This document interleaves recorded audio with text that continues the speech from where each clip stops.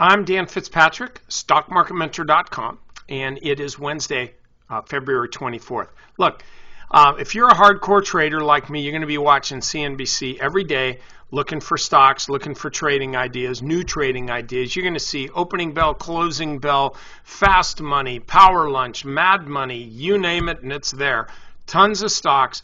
What I'm doing is I'm taking 3 stocks that I saw on TV, and I'm going to kind of cut through the clutter and just tell you what you need to know. Today we're going to start with Salesforce. Okay, they reported after hours, and these little blue hash marks there, that's where the stock is trading. So the stock closed here. They had pretty strong earnings. They beat their outlook. They had a strong outlook. Beat their revenues. So it's all good in the hood. This is up almost 10%. So tomorrow morning, are you going to be buying this stock?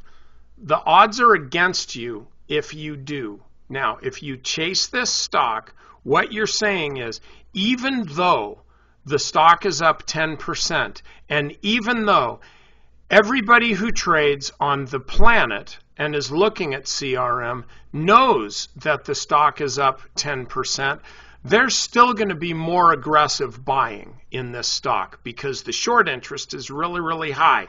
Oh, that's right. It's not. It's really, really low.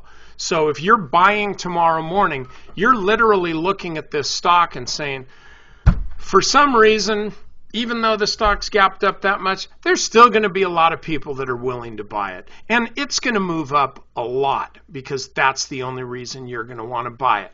Now, it could happen. Look at Priceline, for example. Okay. This stock opened up over 12% when they reported strong earnings. And the stock kept going. Now, ultimately, it came back down to test this price. And this is, I'm not really going into Priceline here, but what I'm saying is, I'm not saying that a big gap up must necessarily reverse. Most of the time it does. But this was one of those, one of those rare exceptions. And had you even bought it at the open, you'd have made a whopping 3.45%, assuming you sold right at the top. So what I'm saying is the risks of buying a stock that gaps up a lot are actually really, really high. There are exceptions. If you're long this stock, I would suggest selling it because there's going to be plenty of supply up at this level. And if you're looking to buy the stock for whatever reason, don't do it. Wait till next week. You are very, very likely, I'm not saying like predicting it, but I'll come close to predicting it. You're going to get a better opportunity to buy this stock than at $68. The stock will, at some point in time, come back down into this box. I mean, it's not just going to gap up here and keep going. So you get my drift. Be patient with Salesforce. If you own it, go ahead and sell into some strength. If you're looking to buy it, go ahead and do so. Just not tomorrow. Okay, Restoration Hardware. What Salesforce did, these guys, not so much. Okay, they warned on their guidance. The stock is down, almost 20%. So what are you going to do on this? First of all, note that the trend is lower. Is this your opportunity to buy? It very well could be. This could turn out to be a climax low. This is what I would say. If you're long the stock, don't panic and sell. Just hang on to it. Take your licking. You screwed up, and just take it. Because what's probably going to happen with this stock is it's going to gap down. And then at some point, and it could be right away, the stock's going to start snapping back here. Stocks just don't gap down 12, 13% and then keep going. Not when they've already been in a downtrend. So I will say this has a pretty good chance of being, what I would call a climax low, a climax bottom.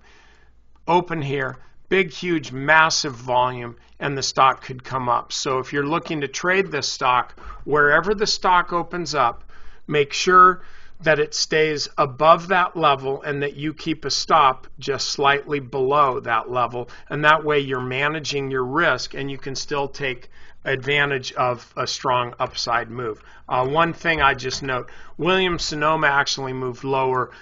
They're kind of sort of maybe in the same business. I mean, specialty retail, though the Williams-Sonoma's CEO is way hotter than Restoration Hardware, and they do have different stuff. But the bottom line is that the market assumes that the consumer is the same bunch of people. So this is down in sympathy.